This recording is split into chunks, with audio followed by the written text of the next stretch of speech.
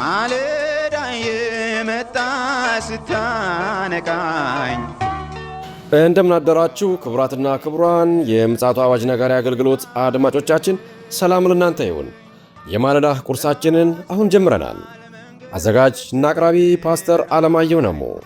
መልካም ጊዜ ሆነላችሁ። ከሕይወት ምንጭ ውሃ ስታረካኝ ሰላም ጤና ይስጥልን። እንደምን አደራችሁ። ይህ በምፅዓቱ አዋጅ ነጋሪ አገልግሎት እየተዘጋጀ የሚቀርብላችሁ የማለዳ ቁርሳችን ነው። ወደ ዛሬው የማለዳ ቁርስ ከማለፋችን በፊት ይህንን ማለዳ የሰጠንን እግዚአብሔር አምላካችንና አባታችንን አብረን አመስግነን ወደ ዛሬው የማለዳ ቁርስ እናልፋለን። እግዚአብሔር አምላካችን ሆይ ስለሰጠን ስለዚህ ማለዳ ስለ ምሕረትህና ስለ ቸርነትህ ስለ በጎነትህና ስለ መልካምነትህ ሁሉ ክብርና ምስጋና ለታላቁ ስምህ ይሁን። ክብርን እንሰጣለን። አንተ ከፍ በል።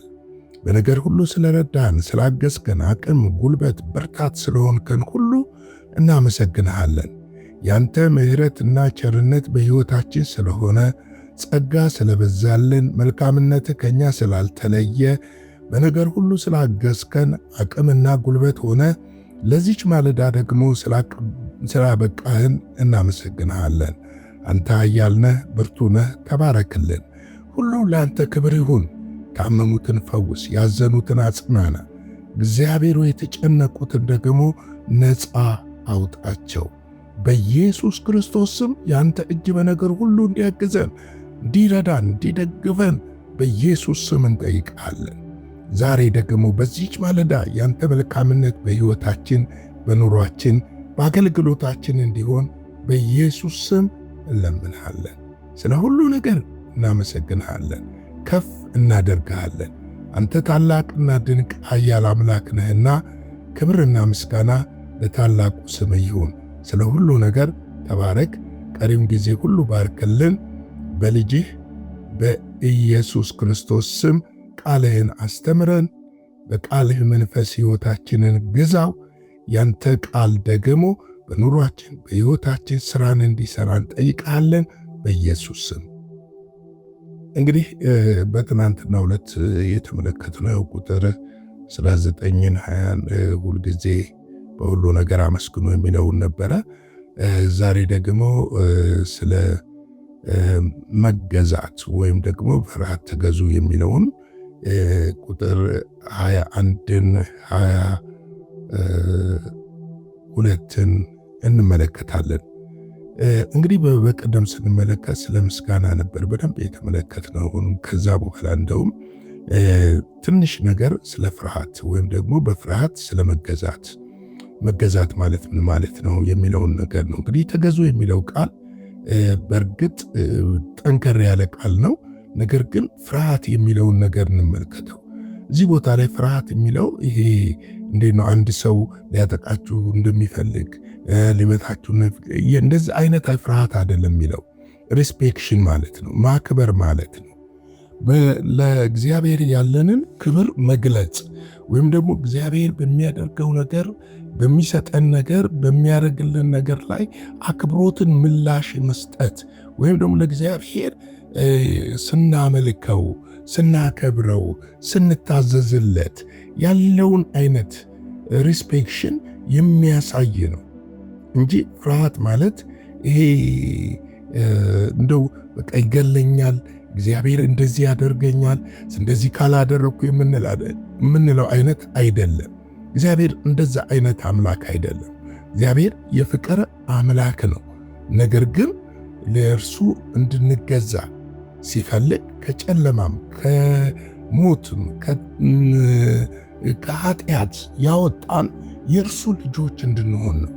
በልጅነት እንድንኖር ነው። በልጅና በአባት መካከል ያለውን ግንኙነት የሚያመለክት ነገር ነው። ወደን የምናደርገው፣ ወደን የምንሰጠው፣ ወደን የምንገዛለት ጉዳይ እንደሆነ ልናውቅና ልንረዳ ያስፈልጋል። እንግዲህ በዚህ ክፍል ላይ ሁል ጊዜ ነው ስለ ሁሉ አመስግኑ ካለም በኋላ ነው ይህንን ነገር የሚነግረን። ለእያንዳንዳችሁ ይላል ለእያንዳንዳችን በክርስቶስ ፍርሃት የተገዛችሁ ሁኑ ሲል ቀጥሎ የሚናገረው ነገር ምንድን ነው ብለን ስንመለከት ሚስቶች ሆይ ለጌታ እንደምትገዙ ለባሎቻችሁ ምን አድርጉ? ተገዙ ነው የሚለው። ለባሎቻችሁ ምን አድርጉ? ተገዙ። ምኖች ሆይ? ሚስቶች ሆይ። ምን አይነት መገዛት ነው የሚነግረን? ምን አይነት አገዛዝ ነው እየነገረን ያለው? መጽሐፍ ቅዱስ ሲነግረን ወንድ መጀመሪያ እንደሆነና ሴት ደግሞ ከወንዱ ጎን እንደወጣች ያጥንቱ እንደሆነች ይነግረናል። ይሄ መገዛት የሚለው በባሪያና በጌታ መካከል ያለውን ነገር ለማሳየት ሳይሆን በፍቅር የሆነን መገዛትን ለማመልከት ነው። በእውነተኛ መውደድ ላይ የተመሰረተና በአክብሮት ላይ የተመሰረተ፣ በትህትናና በቅንነት ላይ የተመሰረተ፣ በእውነተኛ መገዛት ላይ የተመሰረተን አክብሮት ነው የሚያመለክተን። ይህንን አክብሮት ነው የሚያመለክተን። ይህንን አክብሮት ነው የሚያሳየን። ስለዚህ ይህንን አክብሮት እንድታሳይ ነው የሚፈልገው መጽሐፍ ቅዱስ። ለጌታ እንደምትገዙ ለባሎች ለጌታ እንደምትገዙ። ጌታ እንዴት ነው የምንገዛው? ይገለናል ብለን ነው ወይ እንዲህ ያደርገናል ብለን ነው? አይደለም። ስላዳነን፣ ከሞት ስለታደገን፣ ከጨለማ ስላወጣን፣ ወደ ብርሃን ስላመጣን፣ ነፃነትን ስለሰጠን፣ የኃጢአት ባሮች የነበርን ሞተን የነበርነውን ፍርድ የነበረውን ብንን ነፃ አውጥቶ ልጆቹ ስላደረገን ነው የምንወደው። ስለዚህ ልጆቹ ስላደረገን የምንወደውን አባታችንን ልክ እንደዛው ደግሞ ሚስቶች ለባሎቻቸው ይገዙ ይላል። ሪስፔክት ያድርጉ፣ ባሎቻቸውን ምን ያድርጉ? ያክብሩ። በነገራችን ላይ ሴቶች ፍቅርን፣ ባል ደግሞ ክብርን ይፈልጋሉ። ያክብሩ ነው የሚለው። ለማን እንደሆነ ለክርስቶስ ኢየሱስ እንደምትገዙ፣ ለክርስቶስ ኢየሱስ እንደምታደርጉት። አንዳንድ ጊዜ በዘመናችን ከጌታ ጋርማ ምንስተን እኔ አይደለሁም ያልኩት የእግዚአብሔር ቃል ነው የሚለው። ምክንያቱም ወረድ ብሎ የሚነግረን ነገር ለዚህ ትክክለኛ ምላሽን የሚሰጥ ቃል ይነግረናል። ክርስቶስ ደግሞ የቤተ ክርስቲያን ራስ እንደሆነ እርሱ አካሏን የሚያድን እንደሆነ ባል የሚስት ራስ ነውና ይላል። ባል የሚስት ምንድን ነው? ራስ ነው። ክርስቶስ ምን እንደሚያደርግ ቤተ ክርስቲያንን እንደ የቤተ ክርስቲያን ራስ እንደሆነ እርሱም አካሉን የሚያድን እንደሆነ ባል ደግሞ የሚስቱ ምንድን ነው? ራስ ነው። ራስ ነው። ይህንን ልንለውጠው የምንችለው ጉዳይ አይደለም። ግን በአንዳንድ አስተሳሰብ የተለወጡ የሚመስሉ ነገሮች አሉ። መገዛት የሚለው ነገር የተተረጎመበት መንገድ ነው ስህተት። መገዛት የሚለው ነገር ቁጭ በይ ስልሽ ቁጭ ያለሽ፣ ቁሚ ስልሽ ትቆሚያለሽ፣ ተኝ ስልሽ ትተኛለሽ አይደለም። እንደዚህ አይነት ሳቢ አይደለም ያለው። በአክብሮትና በፍቅር መካከል ያለውን ትስስርና ግንኙነት የሚያመለክት ጉዳይ እንደሆነ በደንብ ልንረዳው ይገባል። ለምሳሌ ሚስቶች የባልን ስፍራ ሊወስዱ አይችሉም። ባሎች የሚስቱን ስፍራ ሊወስዱ አይችሉም። ሁለቱም አስፈላጊ ናቸው። ሁለቱም አንድ አካል ናቸው። ዘፍጥረት ምዕራፍ 2 ላይ የሚነግረን ነገር እንደዛ ነው የሚነግረን። አንድ አካል ይሆናሉ ብሎ ነው የሚያስቀምጥልን። ገና ከጅምሩ፣ ገና ከንጋቱ፣ ገና እግዚአብሔር የሰውን ልጅ ሲፈጥር፣ እግዚአብሔር የሰውን ልጅ ሲያበጀው፣ ሴትን ልጅ ካበጃት በኋላ ሚስት አድርጎ ለአዳም በሰጠበት ጊዜ ከአዳም አካል የወጣች እንደነበረ ራሱ አዳምም ደግሞ እቺ አጥንት ከአጥንቴ ነች ብሎ የተናገረበት ምክንያት አንድ አካል እንደሆኑ የሚናገር ክፍል ነው። አንድ አካል ማለት አንድ አካል ነው። ሁለት አካል አይደለም፣ ሶስት አካል አይደለም። ስለዚህ ይህንን በደንብ ልናስተውልና ልንመለከተው ይገባል። ዛሬ በምድራችን ላይ ያለው የፍቺ መብዛት፣ የትዳር መፈራረስ ምክንያቶችን ሄደን ስናጠና ስንመለከት ሁለት የበላይ ለመሆን የሚፈለግ ሩጫ፣ ዲያብሎስ የፈጠረው ደግሞ ሐሰት ትርክቶችና አንዱ የበላይ ሁለታችሁም የበላይ መሆን ትችላላችሁ የሚል እሳቤ ከመጽሐፍ ቅዱስ የዘለለ የወጣ ነገር ስላለ ያንን ነገር ሰዎች ስለሚከተሉና ስለሚያስቡበት በትንሽ ነገሮች ትዳርን አቢዩዝ ሲያደርገው ዲያብሎስ እንመለከታለን።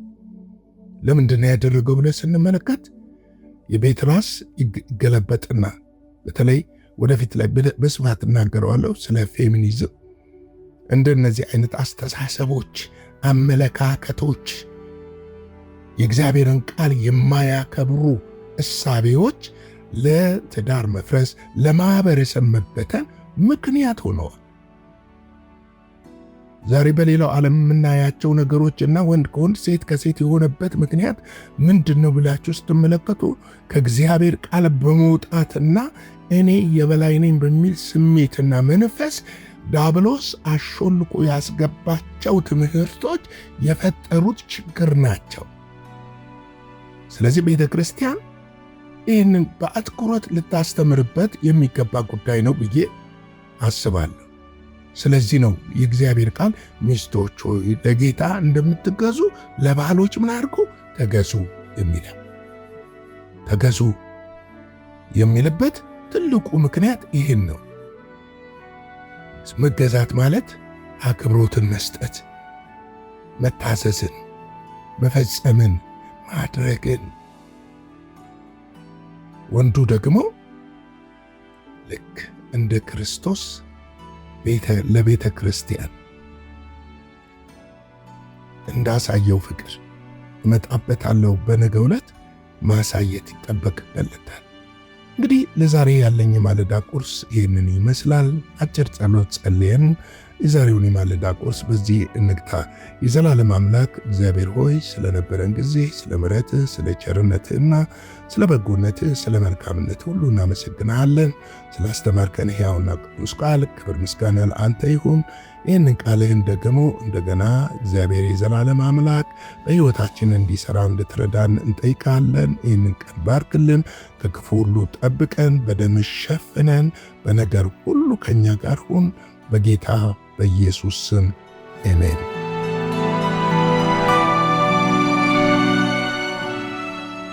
በነበረን የመልእክት ክፍለ ጊዜ እንደተባረካችሁ ተስፋ እናደርጋለን። በነገው ማለዳ በሌላ ዝግጅት እንገናኛለን። መልካም ቀን።